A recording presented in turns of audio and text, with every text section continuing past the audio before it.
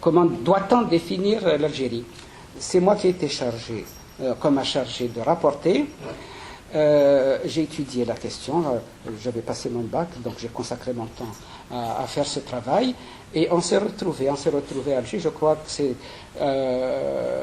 aux choses des étudiants, au restaurant des étudiants algériens, on s'est retrouvé, mais alors là, il n'y avait que des militants, que ceux qui pouvaient vraiment participer, et j'avais rapporté la thèse que j'avais élaborée, la doctrine que j'avais élaborée reposait sur la base suivante, sur la base de l'Algérie algérienne. Il y a eu un débat assez sérieux. Finalement, il a fait l'unanimité et nous avons décidé de travailler sur la base de l'Algérie algérienne, avec évidemment, sur le plan de la culture, la renaissance de la culture algérienne telle qu'elle est réellement et non telle qu'on la présente. Comment dirais-je, inondé, étouffé par la culture arabo-islamique. Et au niveau de la langue, on a parlé de la langue berbère et de l'arabe algérien. On avait parlé de la nécessité de promouvoir ces deux langues, la langue berbère étant la langue de la communauté berbérophone, l'arabe algérien étant la langue de la communauté berbère arabophone. Il y avait un problème. Qui sommes-nous? Et c'est là que, cette base d'Algérie algérienne, j'ai parlé, et ça a été admis, de tous les Algériens sans des berbères, il n'y a pas d'arabe. À l'époque, il y avait des Français, il est vrai, mais on les considérait comme n'étant pas en réalité d'authentiques Algériens. C'est un problème à part. Est-ce que nous avions raison, est-ce que nous n'avions pas raison, historiquement parlant et théoriquement parlant? C'est un autre problème. Mais enfin, on partait avec cette idée. Nous sommes tous des berbères. Il y a donc des berbères berbérophones et des berbères arabophones. Et l'Algérie algérienne nous réunissait. À l'époque, on ne parlait pas de langue nationale. Il ne faut pas oublier que nous étions jeunes. Nous étions vraiment jeunes. Nous n'étions pas si cultivés que cela. Actuellement, vous aviez de très grandes possibilités au niveau de la culture, mais à l'époque, vous savez, qu'est-ce qu'on recherchait? C'était passer nos examens, un point, c'est tout. Ceux d'entre nous qui pouvaient se cultiver sérieusement, ils n'étaient pas nombreux. C'était des gens que l'on pouvait compter dans les doigts d'une main, et encore. Bon, on parlait donc, lorsqu'on parle de la langue berbère et de l'arabe algérien, eh bien, on parlait de langue maternelle, on parlait de langue populaire. Voilà, c'est des termes de ce genre qu'on utilisait. Le terme de langue nationale, vraiment nationale, c'est par la suite que nous y avons réfléchi. J'étais resté quelque temps, à ce moment-là je travaillais avec Siouali et avec Ammar. Concrètement, je me trouvais souvent avec Ammar qui est un homme infatigable. Je me souviens, on est venu d'Alger.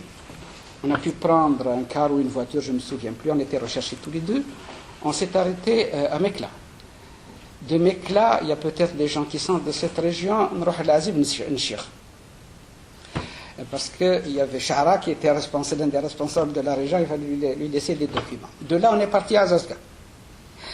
D'Azazga, on est parti chez moi. Il faut voir, hein, c'est effrayant. Arrivé chez moi, on voulait boire. C'était le carré. On voulait boire.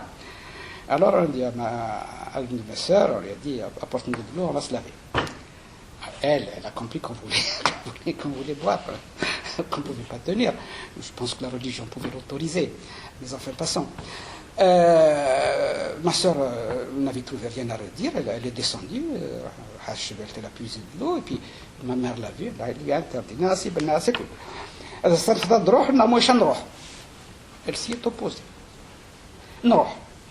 Et on est passé par Michelet et on a été jusqu'au village on est arrivé vers les 10 heures de la nuit, sans manger, sans boire. Et c'est un homme qui travaille comme ça. Je me souviens infatigable, vraiment infatigable, l'esprit de sacrifice. Je travaillerai avec n'importe qui, mais pas avec ce chameau. Ce qu'il fait aujourd'hui, il est capable de le faire demain. Il est capable de le faire après-demain. Moi, je ne le suivrai pas. d'esprit de sacrifice qui anime ces gens-là, comme vous le savez. Bon, et puis, quelques temps après, la fin des vacances approchant, Siwalia est venu me voir pour me dire écoute Rachid, les responsables de la Fédération de France ont pour la plupart été arrêtés. Ils étaient venus les uns pour se présenter à l'Assemblée algérienne, les autres pour intervenir dans les meetings à l'Assemblée algérienne. Ils sont arrêtés. Il manque de cadres. Ce serait bien que tu y ailles. On a décidé, j'ai discuté avec les dirigeants du parti, ils ont besoin de toi, tu vas y aller. Bon, ça me peinait, j'aurais aimé rester quand même en Algérie, mais enfin, c'était la décision qui a été prise. Je suis donc venu, ils m'ont fait des papiers, je ne me souviens plus quel nom j'avais à l'époque, et je suis venu à Paris. Arrivé à Paris, à la direction de Paris, il y avait Abdallah Filali. Pour l'instant, les noms me viennent, j'espère que je les retrouverai. Abdallah Filali, bon, il m'a reçu tout en me regardant, en me jaugeant. Mais au départ, je n'avais absolument rien compris. Et puis, quelques temps après, je m'aperçois qu'il ne me confiait absolument rien. Il me demandait absolument rien. Une ou deux fois, il m'a envoyé à l'intérieur dans la province, mais enfin, un point et c'est tout. Et un jour, je lui dis, écoute, si je suis venu, c'est pour travailler, ce n'est pas pour autre chose. J'ai vu qu'il ne voulait pas, et j'ai contacté un certain nombre de personnes, ils m'ont dit, la fédération est à plat. Les étudiants sont tous partis. Ils ne veulent plus travailler avec lui. Les uns, il les a chassés, d'ailleurs, d'autres ne veulent pas travailler avec lui. Les responsables des ouvriers, les instruits, mais très élémentairement, les autres pas instruits du tout, mais qui étaient des militants de valeur. Les militants d'expérience, il les a chassés. Il a gardé que quelques béni-oui-oui. En fin de compte, la fédération s'est étiolée.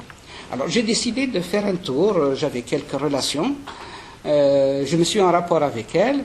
Et là, ils m'ont demandé, écoute Rachid, je crois qu'il faut essayer de bouger parce que ça n'ira pas.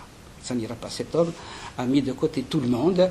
Il faudrait un mouvement de renaissance de cette fédération. Ils ont exercé des pressions sur moi et je l'ai entrepris. Je savais très bien que je m'attirais ses foudres, et ce n'est pas un homme commode, mais enfin, permettez-moi de le dire que lorsque je prends une décision, bien la décision est prise, je ne recule pas. J'ai, dans la discrétion, un moment, pris contact avec toute une série de responsables chassés du mouvement.